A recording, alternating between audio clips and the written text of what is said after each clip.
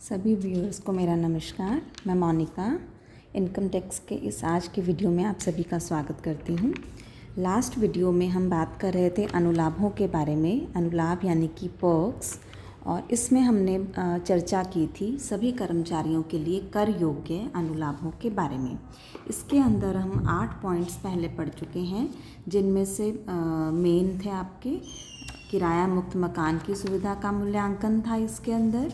इसके अलावा कर्मचारी के दायित्वों का नियोक्ता के द्वारा भुगतान, कर्मचारी के LIC प्रीमियम या वार्षिकी का के लिए चुकाई गई नियोक्ता के द्वारा राशि, ब्याज मुक्त या फिर रियायती ब्याज पर ऋण की सुविधा, चल संपत्तियों का उपयोग या फिर हस्तांतरण, और निःशुल्क भोजन, नाश्ते, शीतल पेय आदि की सुविधा, और उपहार, वाउचर या टोकन की सुविधा का मूल्यांकन।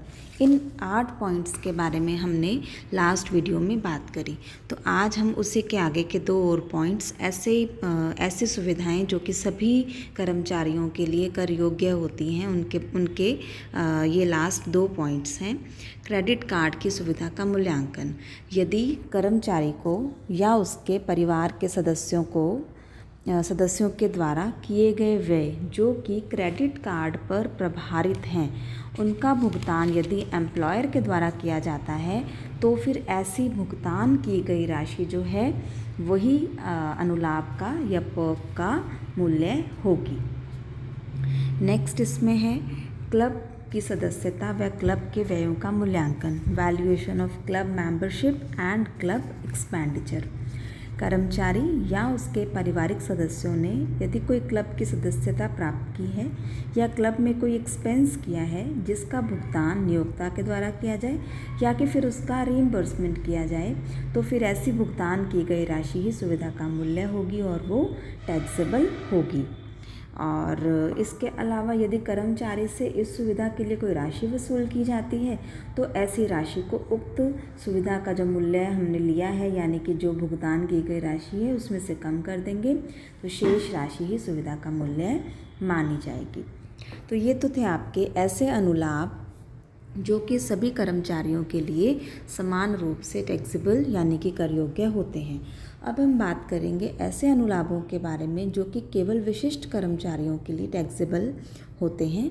विशिष्ट कर्मचारी से हमारा मतलब क्या है? स्पेसिफाइड एम्प्लॉयज़ जो हैं, विशिष्ट कर्मचारी हैं, ये हमें कैसे पता चलेगा कि कोई कर्मचारी विशिष्ट है अथवा नहीं? तो सबसे पहले हम इसी के बारे में बात कर रहे हैं कि विशिष्ट कर्मचारी से क्या आशय। विशिष्ट कर्मचारी वह कर्मचारी होता है जो कि 3 शर्तों में से कोई एक शर्त पूरी करे। वो 3 शर्तें कौन सी हैं? पहली, कि वो कंपनी का संचालक हो या उसके पास नियोक्ता कंपनी के कम से कम 20% वोटिंग पावर वाले, मताधिकार वाले या वोटिंग राइट वाले अंश हों, या प्रीवियस ईयर में उसकी मॉनिटरी टैक्सेबल इनकम जो है वो 50,000 से ज़्यादा हो। आम तौर पे हमें प्रश्नों में यही 3rd पॉइंट अप्लाई करना पड़ता है कि हमें देखना पड़ता है कि इसकी मॉनिटरी टैक्सेबल इनकम कितनी है।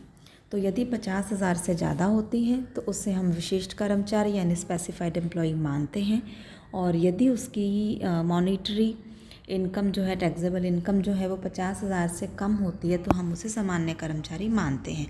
अब 50,000 की गणना के लिए वेतन में कौन कौन सी मौद्रिक आयों को शामिल किया जाता है? देखिए, एक तो इसमें बेसिक सैलरी को हम देंगे, दूसरा सभी भत्तों की टैक्सेबल अमाउंट, ध्यान दीजिएगा, सभी भत्तों की कर योग्य राशि, फिर bonus, commission, gratuity, pension, compensation, earned leave salary, travel assistant यानी यात्रा सहायता, अभी हम आगे बात करेंगे, उसका टैक्सेबल भाग, कर्मचारी की लायबिलिटीज़ को नियोक्ता ने यदि पे किया है तो वो, मेडिकल फैसिलिटीज़ की प्रतिपूर्ति का टैक्सेबल पोर्शन, LIC एन्युटी का एम्प्लॉयर के द्वारा पेमेंट, कर्मचारी के पर्सनल एक्सपेंसेस का नियोक्ता के द्वारा पेमेंट, लेकिन इसमें PF का टैक्सेबल पोर्शन शामिल नहीं करना।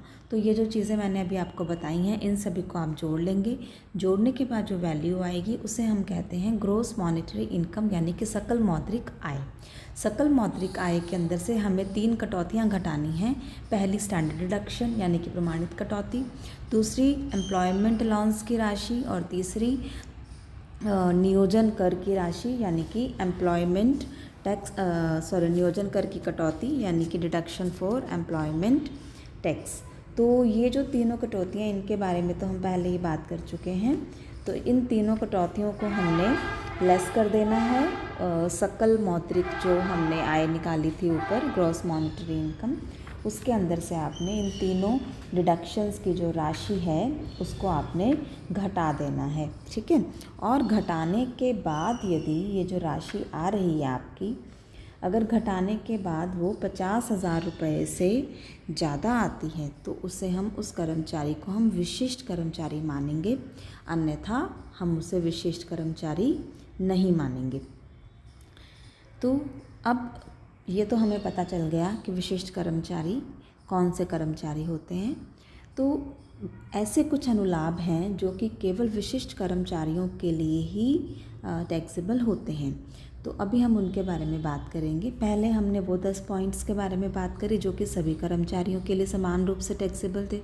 अब हम बात करें केवल वो अनुलाभ जो केवल विशिष्ट यानी कि स्पेसिफाइड एम्प्लॉयज़ के लिए ही टैक्सेबल होते हैं, जिनमें से पहला है, मुख्य है, कार की सुविधा का मूल्यांकन। कार की सुविधा का मूल्यांकन यानी कि नियोक्ता के द्वारा कार की सुविधा यदि एम्प्लॉय को दी गई है तो उसका हम कैसे मूल्यांकन करेंगे। तो इसके अंदर क्या होता है कि कभी कभी नियोक्ता जो है कर्मचारी को कार की सुविधा प्रदान करता है, या फिर कर्मचारी की मोटर कार होती है और उसको चलाने के या उसके रखरखाव के खर्चे जो हैं वो नियोक्ता व्यय करता है। तो ऐसी स्थिति में विशिष्ट कर्मचारी के लिए किस प्रकार से सुविधा का मूल्यांकन किया जाएगा, इसको मैंने कई पॉइंट्स में बांट दिया है ताकि इसको समझने में आपको आसानी हो। पहले मैं ए पॉइंट की बात करती हूँ कि यदि कार नियोक्ता की है या फिर उसे किराए पर लिया गया, मतलब कि एम्प्लॉय की नहीं है, या तो कार नियोक्ता के स्वयं की है या फिर उसने किराए पर लेकर एम्प्लॉय को उपलब्ध करवाया है।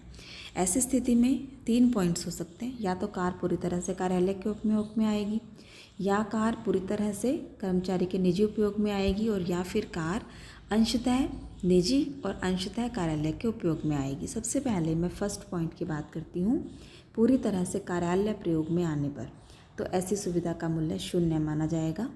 यदि कार नियोक्ता की है या उसे किराए पर लेकर उपलब्ध करवाया गया है और वो कार कर्मचारी पूरी तरह से कार्यालय यानी ऑफिस के यूज़ में लेता है, तो फिर ऐसी स्थिति में सुविधा का जो मूल्य है वो 0 होगा, सुविधा कर योग्य नहीं होगी। दूसरा, पूरी तरह से यदि कर्मचारी उसको निजी उपयोग में लेता है तो ऐसी स्थिति में हमें 2 पॉइंट्स को जोड़ लेना है और वही उस सुविधा का मूल्य माना जाएगा। एक तो नियोक्ता के द्वारा वहन की गई सारी राशि, और दूसरा कार यदि नियोक्ता की है तो फिर लागत का 10%, या फिर किराए पर ली गई हो तो क्या कार का किराया, जो भी कार है नियोक्ता की है तो उसकी लागत का 10% ले लीजिए, किराए पर लिया तो कार का किराया ले लीजिए और उसमें जोड़ दीजिए नियोक्ता ने जो खर्च वहन किया है उस खर्च की पूरी राशि, तो ये मानी जाएगी सुविधा का मूल्य। तीसरा, अब कई बार क्या होता है कि कार पार्टली तो पर्सनल यूज़ में लेता है कर्मचारी और पार्टली उसको ऑफिस के यूज़ में लेता है। ऐसी स्थिति में पहला पॉइंट है, यदि सारे के सारे खर्चे यानी कि निजी भी और ऑफिस के भी नियोक्ता वहन करे, तो यदि तो कार की इंजन की क्षमता 1.6 लीटर तक है तो सुविधा का मूल्य माना जाएगा 1800 रुपये प्रति महीना, और यदि कार की इंजन क्षमता 1.6 लीटर से ज़्यादा है तो 2400 रुपये प्रति महीना, और यदि ड्राइवर भी साथ में उपलब्ध करवाया गया है तो 1800 और 2400 जो भी लागू हो रहा उसमें 900 रुपये और जोड़ दिए जाएंगे, यानी कि 2700 और 3300 हो जाएगी ये वैल्यू। और 1.6 लीटर का मतलब 16 हॉर्स पावर या 1600 सीसी भी हम ले सकते हैं, क्वेश्चन में जैसा दिया हो। 1.6 लीटर का मतलब 16 हॉर्स पावर या 1600 सीसी, एक ही बात है, ये लगभग बराबर ही होते हैं ये। तो और यदि निजी उपयोग के व्यय कर्मचारी स्वयं वहन करे और ऑफिस के खर्चे नियोक्ता वहन करे तो फिर इंजन क्षमता 1.6 लीटर तक होने पर 600 रुपये प्रति माह सुविधा का मूल्य, 1.6 लीटर से ज़्यादा होने पर 900 रुपये प्रति माह सुविधा का मूल्य, ड्राइवर की सुविधा होने पर उपलब्ध होने पर तो 600 और 900 में जैसी भी स्थिति हो 900 रुपये और जोड़ दिए जाएंगे, यानी कि 1500 1.6 लीटर तक, और 1.6 लीटर से ज़्यादा होने पर 900 और 900 1800 रुपये। ठीक है। अब बात करते हैं कार यदि कर्मचारी की, अब तक तो हम जो बात कर रहे थे कार नियोक्ता की थी और या फिर उसने किराए पर लेकर उसको उपलब्ध करवाई थी कर्मचारी को। अब बी पॉइंट की बात करती हूँ, यदि कार कर्मचारी की स्वयं की है लेकिन उसको चलाने के और रखरखाव के व्ययों की सुविधा नियोक्ता प्रदान करता हो, तो पहला पॉइंट पूरी तरह से कार्यालय यूज़ तो कर योग्य नहीं। पूरी तरह से निजी प्रयोग तो नियोक्ता द्वारा वहन की गई राशि, और कर्मचारी के निजी खर्चों की यदि नियोक्ता वहन करता है उन्हें, तो ऐसी सुविधा फिर केवल विशेष कर्मचारियों के लिए कर योग्य ना होकर सभी कर्मचारियों के लिए समान रूप से ही होगी कर योग्य।